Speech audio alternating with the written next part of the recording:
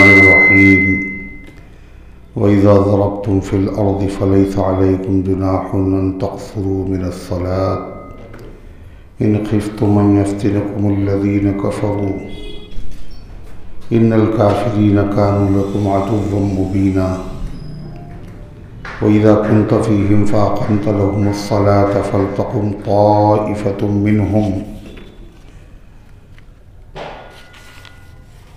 मअक वलियअख़ुज़ू अस्लिहतहुम वइज़ा सजदू फ़लयकूनू मिन वराइकुम वलतअति ताइफ़तुन उख़रा लम युसल्लू फ़लयुसल्लू मअक वलियअख़ुज़ू हिज़्रहुम व अस्लिहतहुम वद्दल्लज़ीन कफ़रू लौ तग़फ़ुलून अन अस्लिहतिकुम व अम्तिअतिकुम फ़यमीलून अलैकुम मैलतन वाहिदा वला जुनाह अलैकुम इन काना बिकुम अज़म मिन मतरिन औ कुन्तुम मर्ज़ा अन तज़ऊ अस्लिहतकुम फ़ख़ुज़ू हिज़्रकुम इन्नल्लाह अअद्द लिल-काफ़िरीन अज़ाबन मुहीना फ़इज़ा क़ज़य्तुमुस्सलात फ़ज़्कुरुल्लाह क़ियामन व क़ुऊदन व अला जुनूबिकुम फ़इज़ा इत्मअनन्तुम फ़अक़ीमुस्सलाह इन्नस्सलात कानत अलल मुअमिनीन किताबन मौक़ूता वला तहिनू फ़ी इब्तिग़ाइल क़ौमि इन तकूनू तअलमून फ़इन्नहुम यअलमून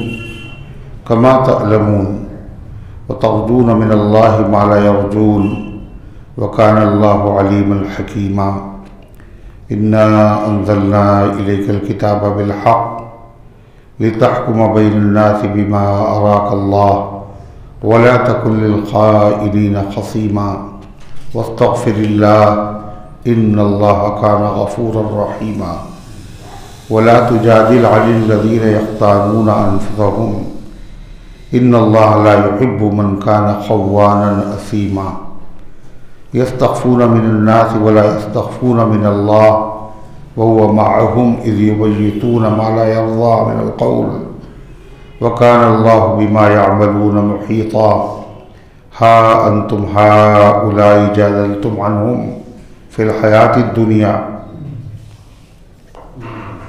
फ़मन युजादिलुल्लाह अन्हुम यौमल क़ियामह अम्मन यकूनु अलैहिम वकीला वमन यअमल सूअन औ यज़लिम नफ़्सहु सुम्मा यस्तग़फ़िरिल्लाह यजिदिल्लाह गफ़ूरर रहीमा वमन यक्सिब इस्मन फ़इन्नमा यक्सिबुहु अला नफ़्सिहि व काना अल्लाहु अलीमन हकीमा वमन यक्सिब ख़तीअतन औ इस्मन सुम्मा यर्मि बिही बरीअन फ़क़द इह्तमला बुहतानन व इस्मम मुबीना सदक़ल्लाहुल अज़ीम। मुहतरम हज़रात, सामईन किराम, हाज़िरीन मस्जिद, अज़ीज़ों और बुज़ुर्गों, ये कुरान मुक़द्दस के 5वें पारे की सूरे निसा की पाकीज़ा नूरानी मुबारक मुक़द्दस बाअज़मत मुतहर आयतें हैं। दुआ कीजिए अल्लाह ताला इन मुक़द्दस आयात की रोशनी में सही और सच्ची बात अर्ज़ करने की तौफ़ीक़ नसीब फ़रमाए और हम सब को अमल करने की तौफ़ीक़ अता फ़रमाए। अल्लाह ताला ने अपने बंदों पर बड़ा करम फरमाया कि इस्लाम जैसा पसंदीदा जामे हसीन मज़हब अता फ़रमाया और उसमें बंदों को अमल करने के लिए आसानियाँ अता फ़रमाई। चुनाचे नमाज पढ़ने का जो हुक्म है इसमें अल्लाह ताला ने आसानियाँ दी हैं। रोज़ा रखने का हुक्म है, इसमें आसानियाँ दी हैं। इसी तरीके से ज़कात के फ़रीज़े में आसानियाँ हैं, हज में आसानियाँ हैं, पूरा दीन आसान। फरमाया कि अगर खड़े होकर नहीं पढ़ सकते हो तो बैठ के पढ़ लो, और बैठने की ताकत नहीं है तो लेट के पढ़ लो। रुकू सजदा नहीं कर सकते तो इशारे से पढ़ लो। वुज़ू करने की ताकत नहीं है पानी नहीं है, ये मुज़िर है, तो तयम्मुम करके पढ़ लो। सख्त सर्दी है, पैरों का धोना बड़ा मुश्किल है, बार बार सफ़र में ये दिक्कत और बढ़ जाती है, नमाज तो पढ़ना ही है, इसलिए मोज़े पहन लो चमड़े के और उन पर मसा कर लो। एक मर्तबा वुज़ू करके उनको पहन लो। उसके बाद जब वुज़ू टूटे उस वक्त से लेकर के 24 घंटे तक अगर मोज़े नहीं उतारे हैं आपने, तो जब भी वुज़ू करें तो सिर्फ पैर धोने की ज़रूरत नहीं है, मसा काफ़ी। कितनी सहूलत है ये, जो ठंडे मुल्क हैं, बर्फीले इलाके हैं, कितनी बड़ी नेमत है ये। हम लोगों को तो हर मौसम का मज़ा मिलता है, सर्दी भी, गर्मी भी, बरसात भी। बाद इलाके ऐसे हैं जहाँ हमेशा ठंडक रहती है। तो ये बहुत बड़ी अल्लाह की नेमत। फिर सफ़र में ज़्यादा दिक्कत होती है पैर धोने में, ट्रेन में, प्लेन में। तो सफ़र में क्या बताया, 3 दिन और 3 रात तक मसा कर सकते हो। अगर मुकीम हो तो 1 दिन 1 रात तक, और सफ़र में हो मुसलसल तो 3 दिन 3 रात तक इजाज़त है। ये है शरीयत का हुस्न, ये शरीयत की खूबी। इसी तरीके से ये नहीं कि नमाज तो पढ़ना चाहे जान जाए या ना जाए, ऐसा नहीं, बल्कि बीमारी का ख्याल, सफ़र का ख्याल, इसी तरीके से खौफ, दुश्मन के हमले का ख्याल। इन तमाम चीज़ों की वजह से अल्लाह ने बड़ी सहूलत वाले हुक्म दिए, बड़े आसान हुक्म दिए। अब अगर नमाज पढ़ रहा है कोई आदमी और कोई बच्चा वो कुएं में गिर रहा है, ये बूढ़ा आदमी, नाबीना आदमी, तो ये नहीं अब नियत बन गई तो बन गई, नियत तोड़ दो, उसकी जान बचाओ, उसको नुकसान से बचाओ।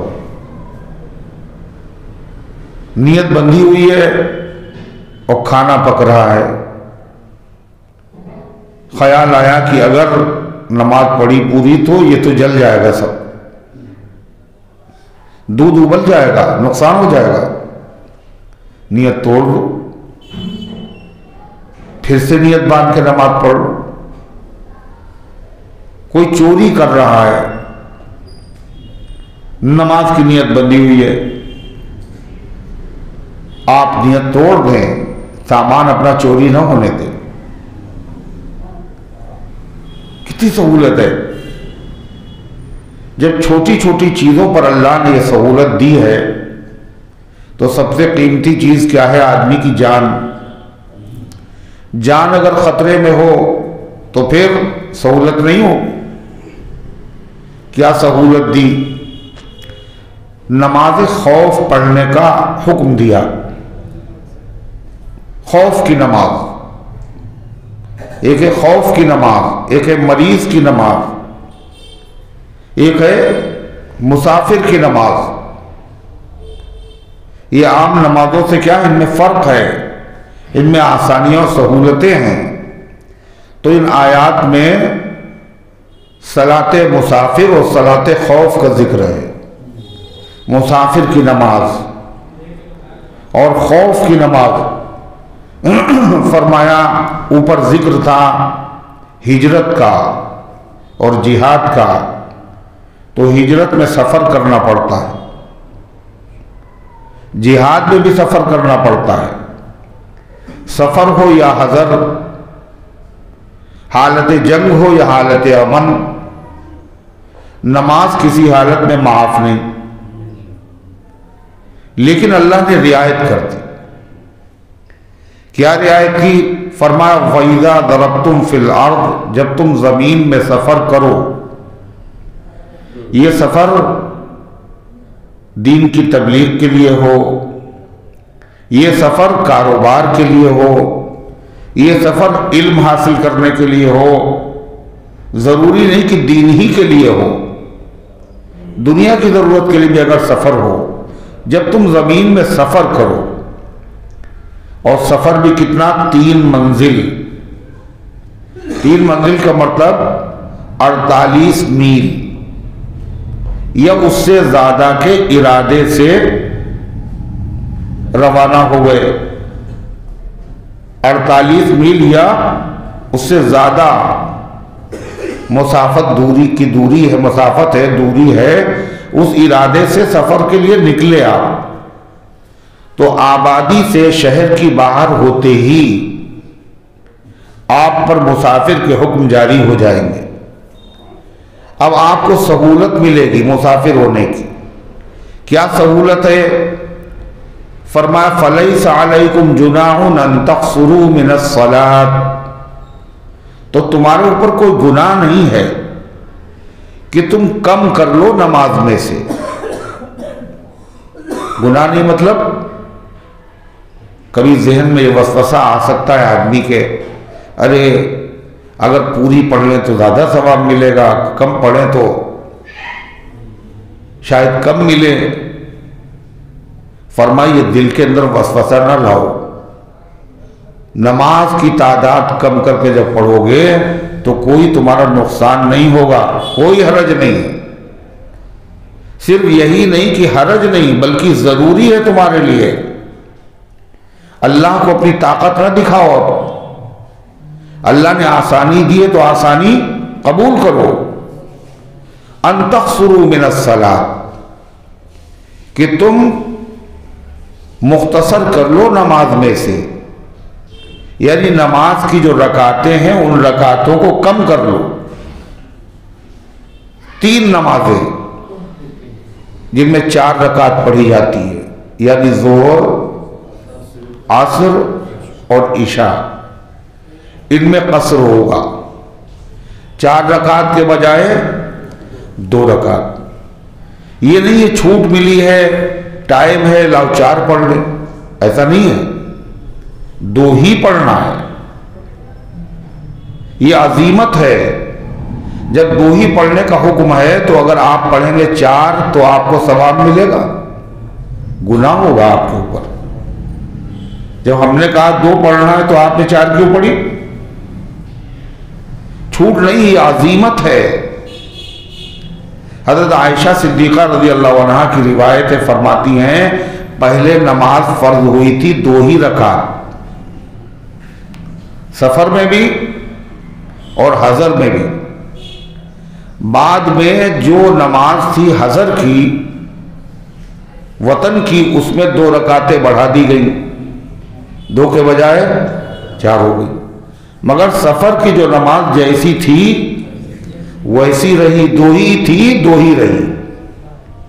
तो ये फर्ज ही 2 है सफर में। लिहाजा इनके ऊपर अगर आप इजाफा करेंगे तो क्या होगा? आपने फर्ज पर इजाफा कर दिया। इसलिए जब तक आदमी मुसाफिर रहे, मुसाफिर रहा, कोई उसकी मुद्दत नहीं, कल काम होगा तो कल चले जाएंगे, परसों काम हो गया तो परसों चले जाएंगे, मगर इस इरादे से आज और कल करते करते 6 महीने हो गए। का 6 महीने हो गए, जब भी ये मुसाफिर ही रहेगा और इसको ये छूट मिलेगी, जब ये अकेले नमाज पढ़ेगा तो 4 रकात वाली को 2 पढ़ेगा, और अगर वहां कोई जमात हो रही है, इमाम मुसाफिर नहीं है, तो 4 वाली को फिर इमाम के पीछे ये 4 पढ़ेगा, 2 नहीं पढ़ेगा फिर। और अगर लोगों ने इसी को इमाम बना दिया, है मुसाफिर, अब वो आलिम है, कोई बहुत बड़ा आलिम है, बुजुर्ग है, जी चाह रहा है कि इतने बड़े आलिम के पीछे नमाज पढ़े, मगर पता चला वो है मुसाफिर, तो कहा कि हाँ वो इमाम बन सकते हैं, इमाम उन्हें बना सकते हो, मगर पढ़ेंगे वो दो ही,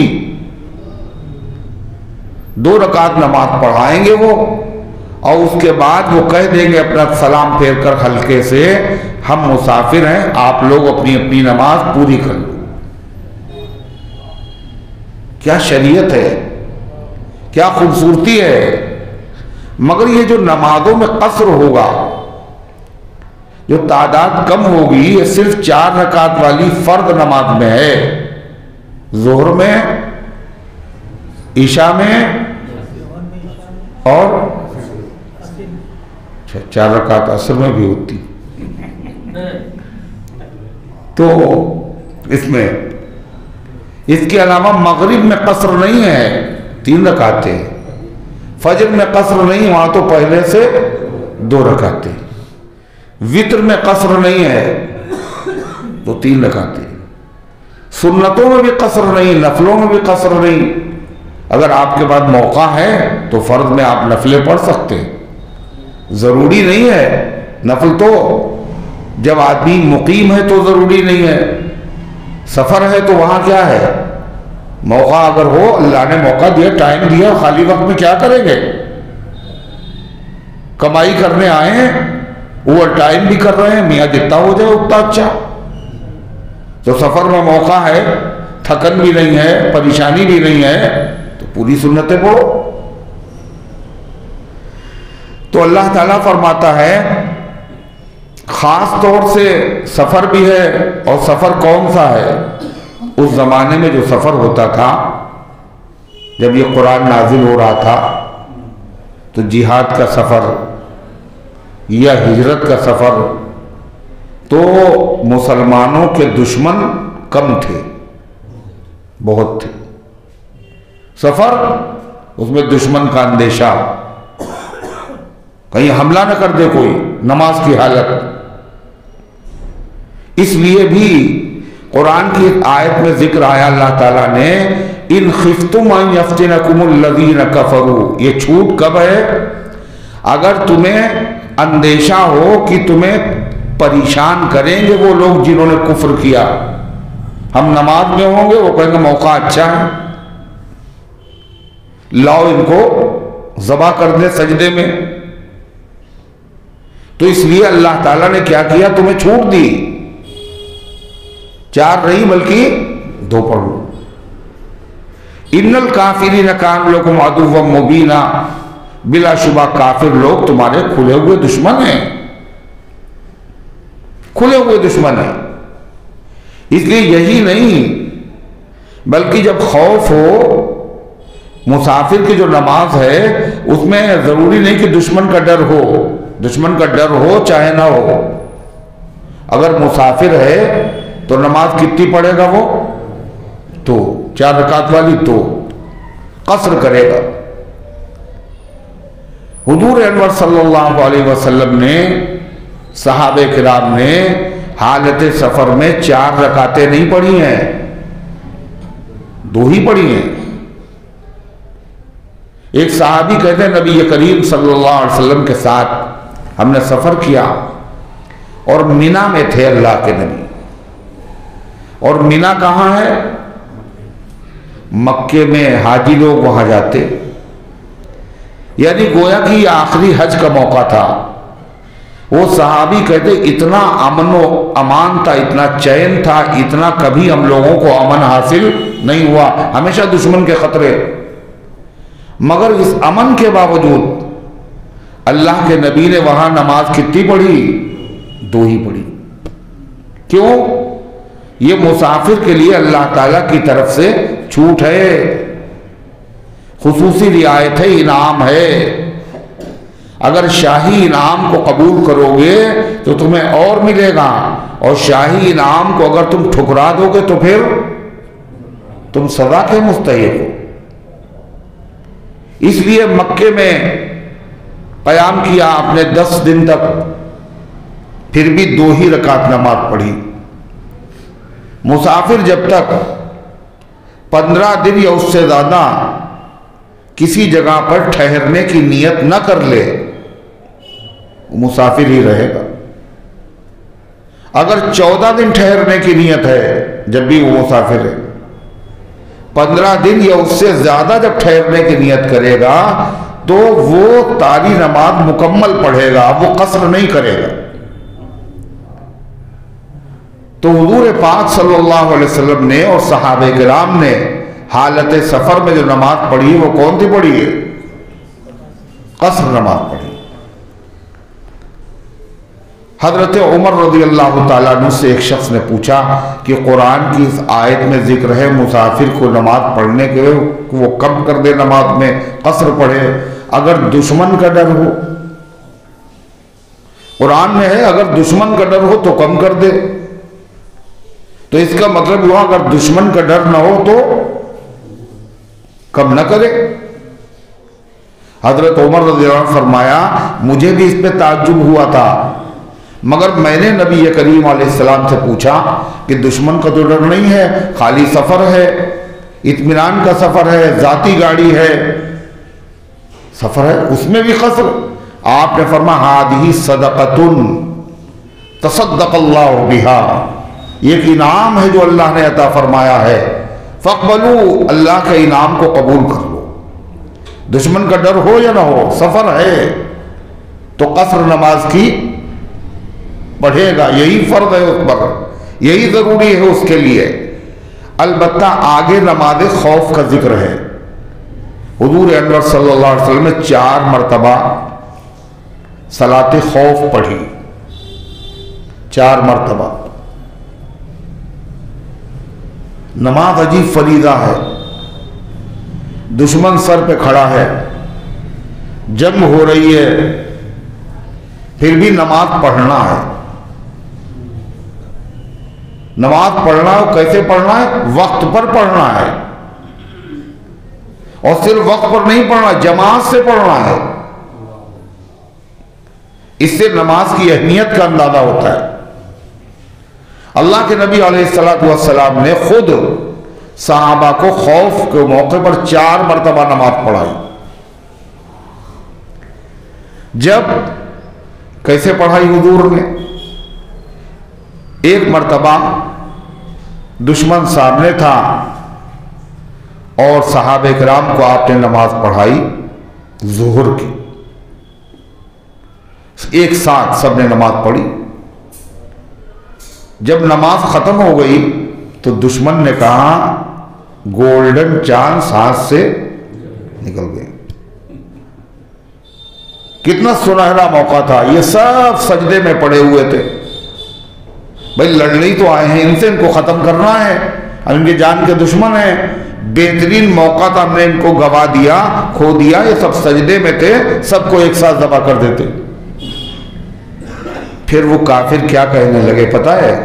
कोई बात नहीं, अभी कुछ गया नहीं है हाथ से, अभी एक नमाज और आने वाली है इनकी, और वो नमाज ऐसी है जो इनको अपने बाप दादा, अपनी औलाद और दुनिया के माल और असबाब से ज्यादा महबूब है।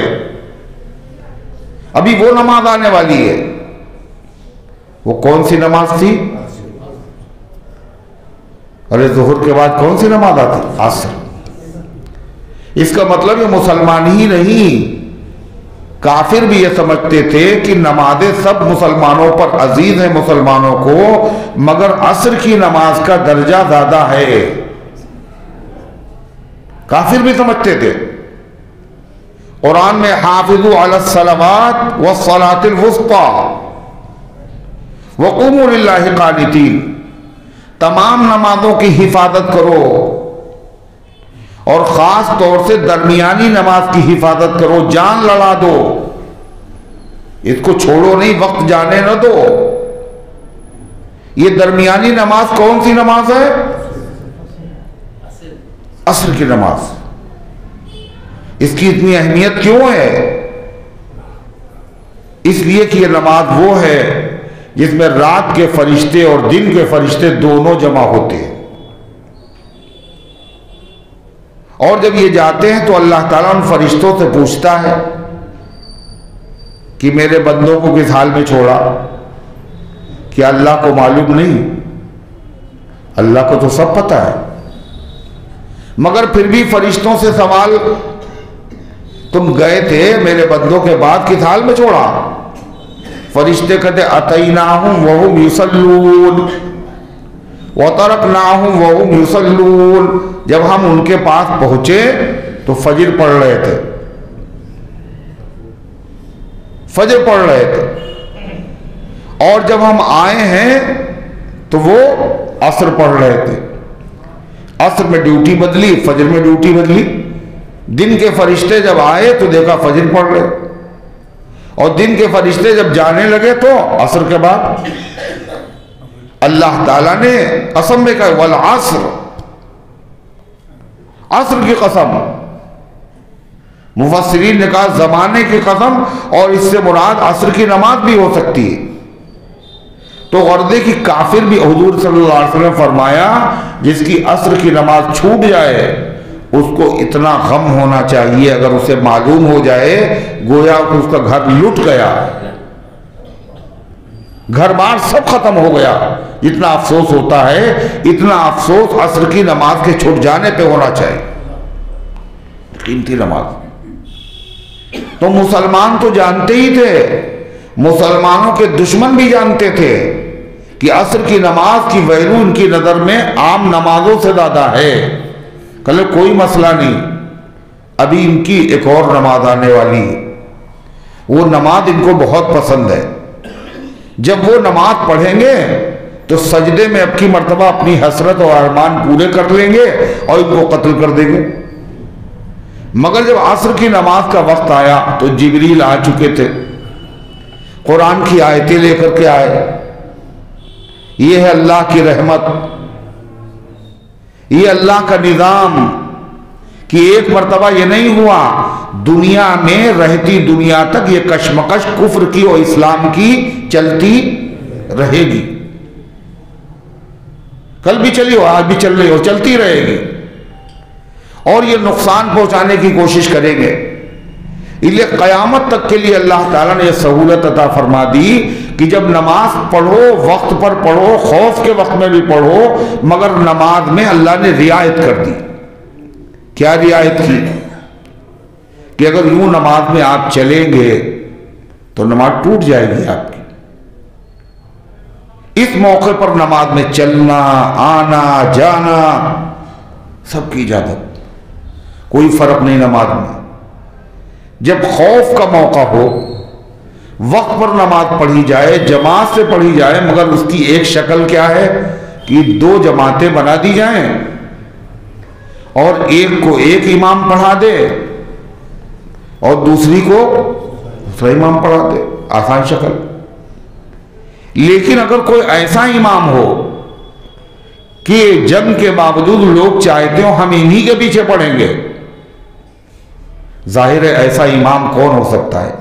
हुजूर अनवर सल्लल्लाहु अलैहि वसल्लम। हुजूर मौजूद हैं, हम पढ़ेंगे आपके पीछे, कहते हम पढ़ेंगे।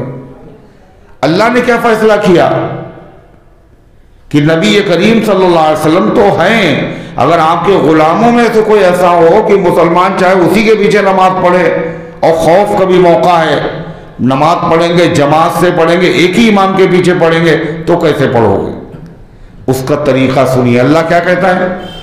दो जमातें बना दी जाए, एक जमात दुश्मन के मुकाबले में खड़ी रहे और एक जमात को इमाम एक रकात पढ़ाए,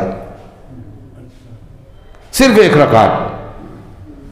जब एक रकात पूरी हो जाए तो वो जिनको एक रकात पढ़ाई है वो दुश्मन के मुकाबले में चले जाएं, और जो दुश्मन के मुकाबले में खड़े हुए थे वो आ जाएं इमाम के पीछे, इमाम इनको दूसरी रकात पढ़ा दे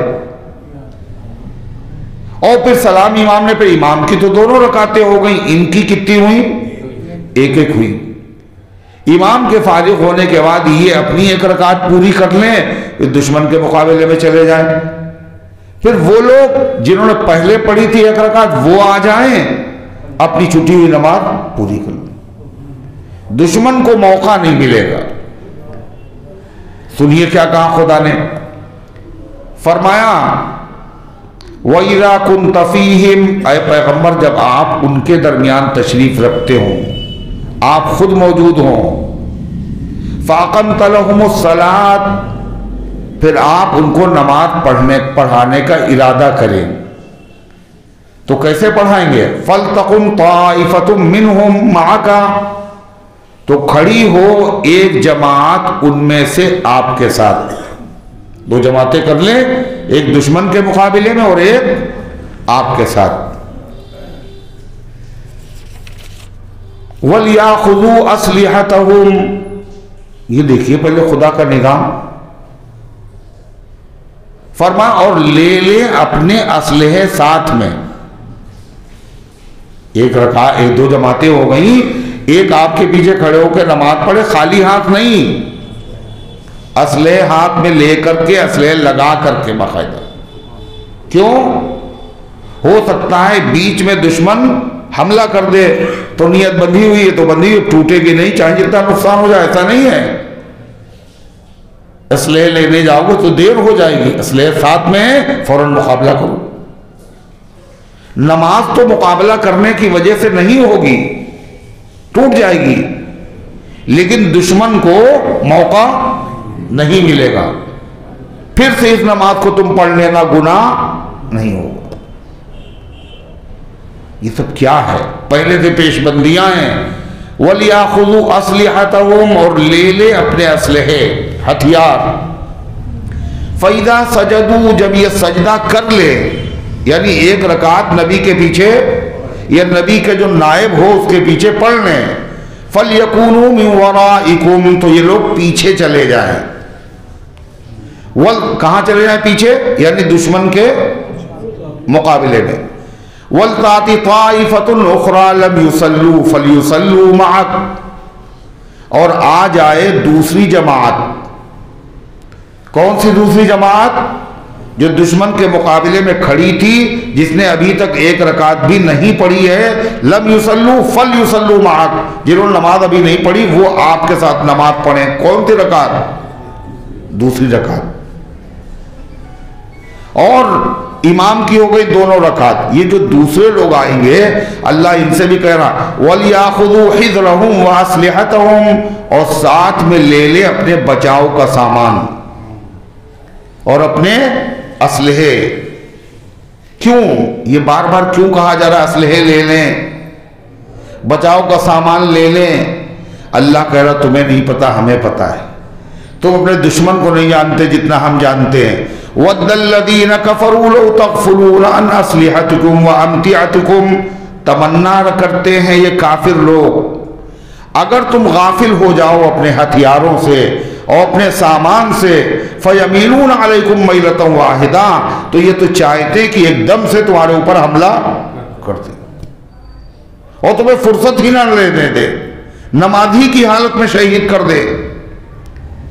वला जुनाहा अलैकुम इन कान बिकुम अदम मिन मतरिन, कैसी कैसी रियायत है। अच्छा साहब ठीक है, इजाज़त दे दी, लेकिन और ये भी कहा साथ में असलहा रखें। असलहे जो है भारी भारी हैं, और बरस गया पानी, खुद चलना मुश्किल है, असलहा साथ में रख के चलना और मुश्किल है, तब क्या करें? तो अल्लाह कहता कोई हरज नहीं है, भारी असलहा रख दें, मगर थोड़ा बहुत हल्का फुल्का साथ में ले लें बचाव का सामान। बचाव का सामान क्या? जैसे ज़िरा, जो लोहे का लिबास होता है पहना जाता है, कम से कम वो तो पहन लो ताकि तलवार का असर तुम्हारे ऊपर ना हो, ढाल तो ले लो। अल्लाह फरमाता वला जुनाहा अलैकुम, और तुम्हारे ऊपर कोई गुनाह नहीं होगा, इन काना बिकुम अदम मिन मतरिन, अगर तुम्हें असलहा लेने में तकलीफ हो बारिश की वजह से, औ कुंतुम मरवा, या तुम बीमार हो, बीमार में भी उठाना मुश्किल है, अन तदऊ अस्लिहतकुम, कि तुम अपने हथियार उतार के रख दो तो तुम्हारे ऊपर कोई गुनाह नहीं है।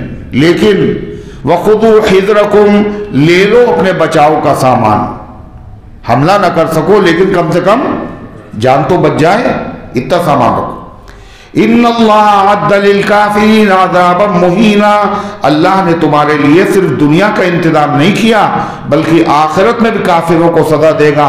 अल्लाह ने तैयार कर रखा है काफिरों के लिए इहानत आमेद अज़ाब, जिल्लत वाला अज़ाब।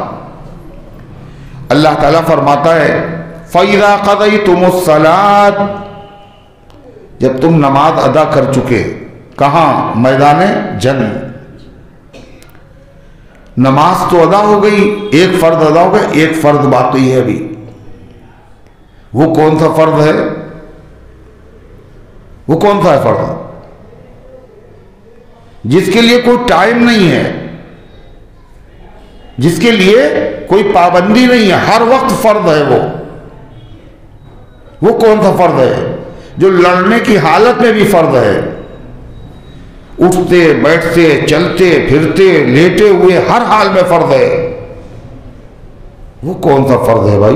नमाज के अलावा भी कोई ऐसा फर्द है जो हर वक्त का? हाँ, वो है अल्लाह का जिक्र। क्या है वो? अल्लाह का हर वक्त फर्द है जिक्र, यानी जंग हो रही जब भी कहो, जब भी जिक्र करो, लेटे हुए जिक्र करो, बैठ के करो, चलते हुए करो, उठते बैठते करो, हर वक्त फर्ज है ये। हम लोग कितना फर्ज समझते हैं इसको, कितने लोग इस पे अमल करते हैं? समझते हैं नमाज के बाद सुभान अल्लाह अल्हम्दुलिल्लाह पढ़ लिया, बस इतना काफी। जब तुझे मिले मौका ऐ सबा मदीने में, नाते सरवरे आलम गुनगुना मदीने में, जब मौका तुम्हें मिले जबान से तुम्हारे ऊपर क्या हो जाए? जिक्र अल्लाह का जारी हो जाए। सौदा दे रहे हैं, खरीद रहे हैं, फरोख्त कर रहे हैं, बाजार जा रहे हैं, दुकान पे बैठे हुए हैं, गाड़ी चला रहे हैं, जरूरी बात की, उसके बाद खाली हो फिर जिक्र शुरू कर दिया। न इसके लिए वुजू शर्त है, न इसके लिए बैठना शर्त है, न इसके लिए वक्त की शर्त है। नमाजों के लिए तो 3 टाइम ऐसे हैं जिनमें नमाज पढ़ना मना है। 3 टाइम ऐसे हैं जिनमें नमाज पढ़ना मना है। एक सूरज निकलते वक्त, एक सूरज डूबते वक्त, और एक जब सूरज बिल्कुल बीच आसमान में हो। जैसे पश्चिम की तरफ झुका, जोहर का वक्त हो गया, उससे पहले जोहर नहीं पढ़ सकते। 3 औकात में अल्लाह के नबी ने नमाज पढ़ने से मना किया। जवाल हुआ, अब नमाज की इजाजत है। बाद लोग कहते हैं जवाल का टाइम है, इस वक्त कुछ न पढ़ो, हालांकि जवाल के वक्त इजाजत है, और वो कह रहे हैं जवाल का टाइम है। नहीं समझ में आई बात?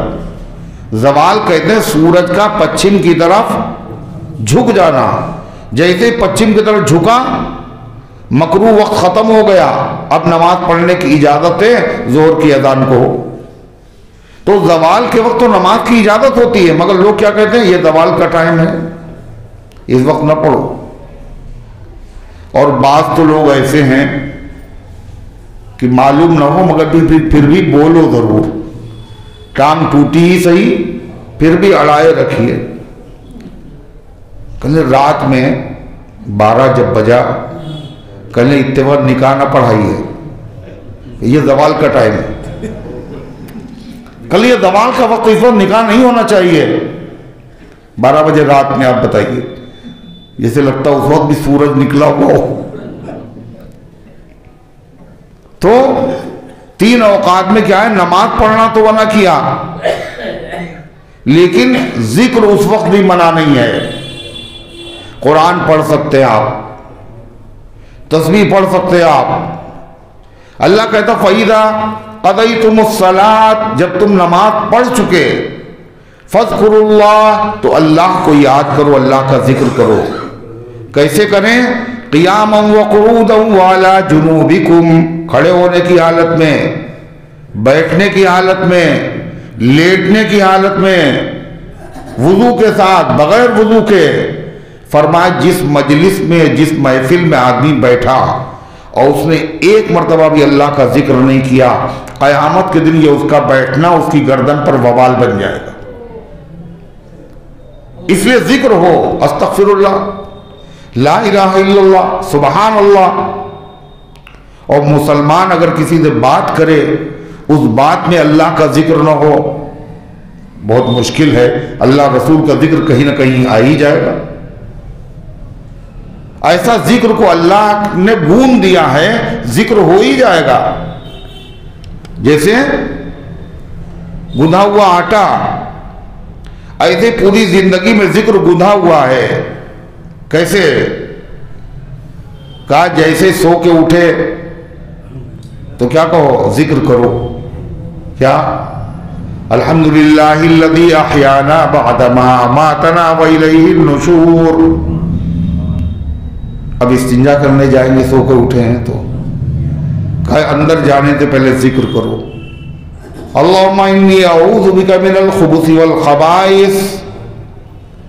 अब इतनी देर वहां जिक्र नहीं करोगे, गंदी जगह है, मगर दिल से जिक्र वहां भी कर सकते हो, जबान नहीं ले। और फिर बाहर आते ही फिर जिक्र करो। अब आपने नमाज पढ़ी तो जिक्र, तिलावत की तो जिक्र, नाश्ता करने के लिए बैठे कहा बिस्मिल्लाहिर्रहमानिर्रहीम, ये जिक्र है। खा के उठे तो अल्हम्दुलिल्लाहिल्लज़ी अतामना, ये जिक्र है। घर से जब निकलने लगे तो क्या कहा? बिस्मिल्लाहि तवक्कलतु अलल्लाह ला हौला वला कुव्वता इल्ला बिल्लाह, ये जिक्र है। सवारी पे जैसे ही आपने पैर रखा कहा बिस्मिल्लाह, फिर सुबहान अल्लाह, अल्हम्दुलिल्लाह, अल्लाहु अकबर, और फिर क्या कहा? सुबहानल्लज़ी सख्खर लना हादा व मा कुन्ना लहू मुक़रिनीन व इन्ना इला रब्बिना लमुनक़लिबून, ये जिक्र है। बाजार में पहुंच गए तो क्या कहा? चौथा कलमा पढ़ो। चौथा कलमा अशहदु ला इलाहा इल्लल्लाह वहदहू ला शरीका लहू, चौथा कलमा बाजार में। अब उसके बाद आप जो है वापस हो रहे हैं, आपने कारोबार शुरू किया, किसी से बातचीत शुरू की, कोई सौदा करने लगे आप। उस सौदे में आपको यह ध्यान है, पता नहीं कहीं गच्चा ना खा जाए, कहीं धोखा ना हो जाए, तो फौरन जिक्र करो। पहले इस्तिखारा करो। इस्तिखारा 2 रकात नमाज पढ़ें, फिर इस्तिखारे की दुआ पढ़ें, फिर सोएं, ये सब कुछ नहीं। इस्तिखारा क्या आसान शरीयत है। अल्लाह से राय लो, ये काम करें ना करें, ये हम अपनी मकान बेचें या ना बेचें, ये मकान खरीदें या ना खरीदें, इस आदमी के साथ पार्टनरशिप करें या ना करें, ये रिश्ता हम करें या ना करें। जिंदगी का हर अहम मामला एकदम से कदम ना उठाओ, ये रोज रोज नहीं बदले जाते हैं। अहम फैसला कैसे फैसला होगा? इस्तिखारा करो। टाइम है नहीं, बाजार में खड़े हुए हैं, सौदा होना है, यस या नो में जवाब देना है, इतना टाइम कहाँ है? कहा वैसे ही इस्तिखारा भी है। क्या कहा? अल्लाहुम्मा अल्हिमनी रुश्दी, उसको पाक समझ लिया, ये भी आपकी शान के लायक नहीं है, लिहाजा आप अल्लाह ताला से इस्तिग़फ़ार कीजिए। अगरचे ये गुनाह नहीं है, लेकिन फिर भी इस्तिग़फ़ार कीजिए। इन्नल्लाह काना गफ़ूरर रहीमा, अल्लाह बहुत बख्शने वाला, रहम फरमाने वाला है। वला तुजादिल अनिल्लज़ीना यख्तानूना अनफुसहुम, ऐ पैगंबर उन लोगों की तरफदारी न कीजिए जिन्होंने अपने साथ खयानत की है, दगाबाजी की है, खुद जुर्म किया है और दूसरे पर लगा दिया। इन्नल्लाह ला युहिब्बु मन काना ख़व्वानन असीमा, अल्लाह ताला ऐसे शख्स को जो बड़ा खयानत करने वाला और गुनाह करने वाला हो, अल्लाह उससे मोहब्बत नहीं करता।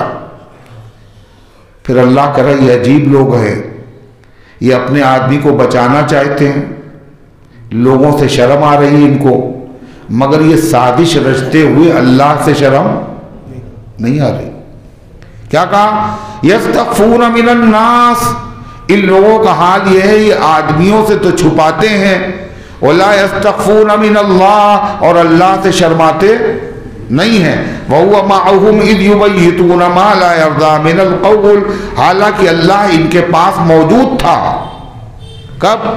जब ये रात में मशवरा कर रहे थे इसके बारे में कि अपने आदमी को कैसे बचाया जाए और यहूदी के ऊपर इल्ज़ाम कैसे लगाया जाए। अल्लाह मौजूद था, मतलब अल्लाह को इल्म था। वकान अल्लाहु बिमा यअमलून मुहीता, और अल्लाह ताला जो कुछ तुम अमल कर रहे हो हर अमल अल्लाह के इल्मी इहाते में है, अल्लाह के इल्म से कोई चीज़ बाहर नहीं। फिर जो चोर था उसके जो ख़ानदानी थे वो जानने के बावजूद उन्होंने अपने ख़ानदान के आदमी की इज्जत को बचाने के लिए बाकायदा यहूदी पर इल्ज़ाम लगाया। अल्लाह उनसे कह रहा है क्या यहाँ तो तुमने गलत आदमी की तरफदारी कर ली, क्या अल्लाह की अदालत में भी तुम तरफदारी करोगे? हाँ तुम हाउलाई जादलतुम अन्हुम फिल हयातिद दुनिया, तुम ऐसे लोग हो कि तुमने दुनिया की जिंदगी में उनकी तरफ से हिमायत कर ली है।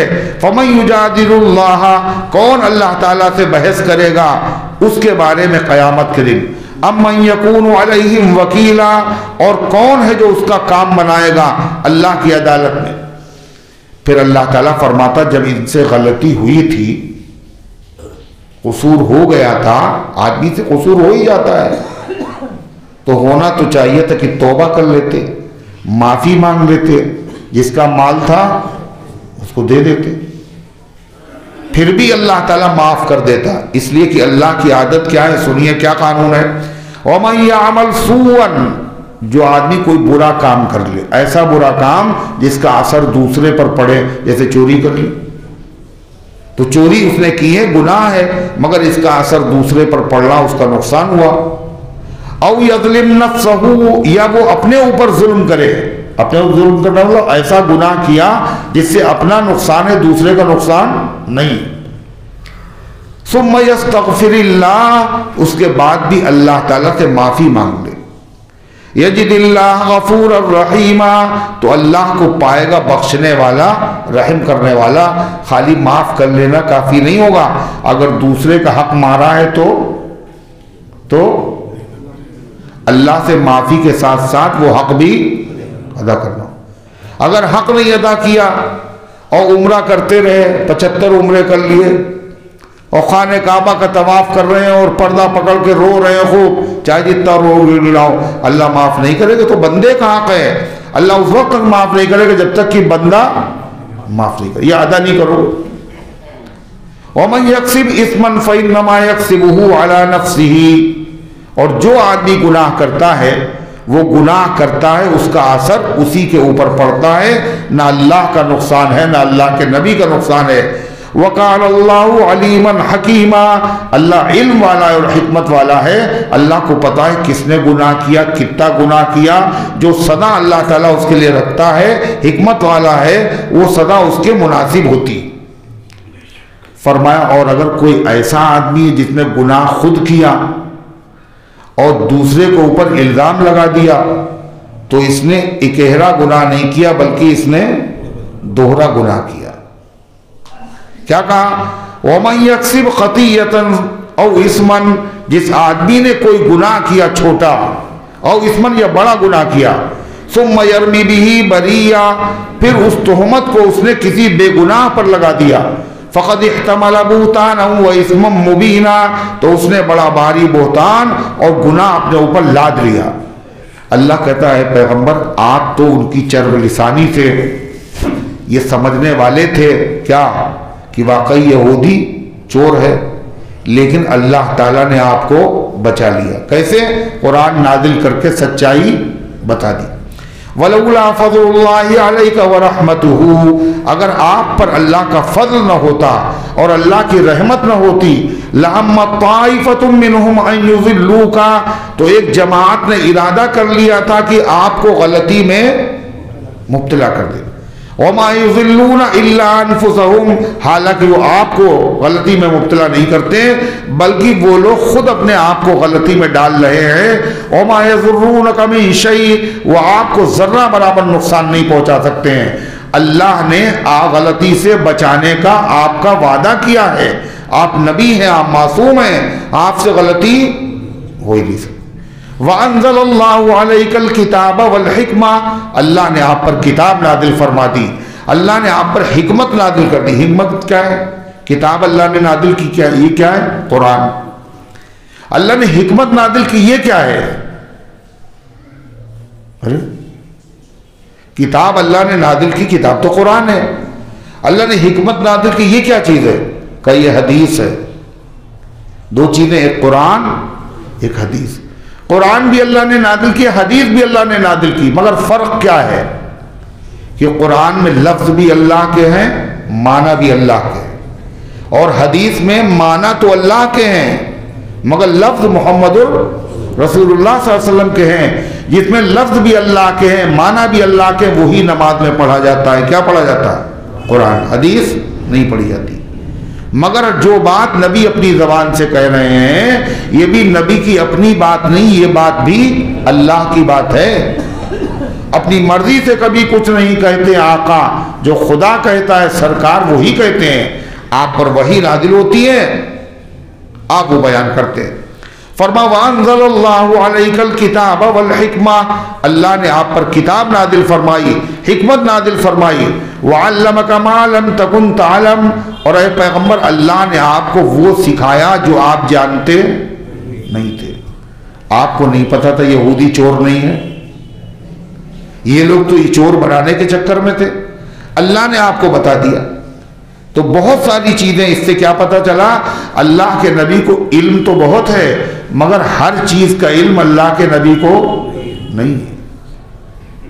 अगर आपको मालूम होता तो आप वैसा बहुत से सारे वाकयात जिंदगी में ऐसे हुए हैं कि जिससे जाहिर होता है अल्लाह के नबी को ये चीज मालूम नहीं थी। जैसे एक वाकया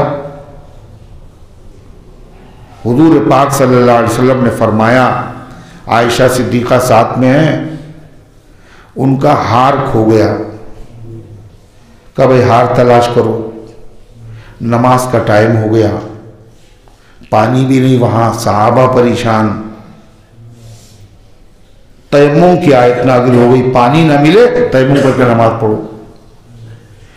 तलाश करने के बाद जब काफिला चलने का हुआ तो जैसे ऊंटनी उठी तो ऊंटनी के नीचे दबा हुआ था। अल्लाह के नबी को अगर मालूम होता तो इतनी जहमत बर्दाश्त करते। तो हर चीज का इल्म सिर्फ एक हस्ती को है और वो हस्ती अल्लाह की है। हर चीज का इल्म अल्लाह के अलावा अगर कोई कहे अल्लाह के अलावा किसी को ये शिर्क है। हाँ ये जरूर है, अल्लाह ने अपने महबूब सल्लल्लाहु अलैहि वसल्लम को सबसे ज्यादा इल्म दिया। मखलूकात में आपसे बड़ा न कोई आलिम है, न हुआ न हो सकता है। आपने कहा ऊतीतुल इल्मल अव्वलीन वल आखिरीन, तमाम अगले लोगों का इल्म मुझे दिया गया, पिछले लोगों का मुझे इल्म दिया गया, मगर हर चीज का इल्म नहीं दिया गया। खुद कुरान में जिक्र है वमा अल्लमनाहु शिअरा, अय पैगंबर हमने आपको शायरी का इल्म, बोलो अल्लाह खुद कह रहा है। तो अल्लाह फरमाता वअल्लमका मा लम तकुन तअलम, आपको वो बातें बतलाई जो आप नहीं जानते थे। वकाना फज़लुल्लाहि अलैका अज़ीमा, और अल्लाह का आप पर बड़ा करम है, बड़ा फजल है और रहेगा। लिहाजा आपसे गलती ये लोग नहीं करवा सकते हैं। अल्लाह ताला इन गुजारिशात को कबूल फरमाए, अमल करने की तौफीक अता फरमाए।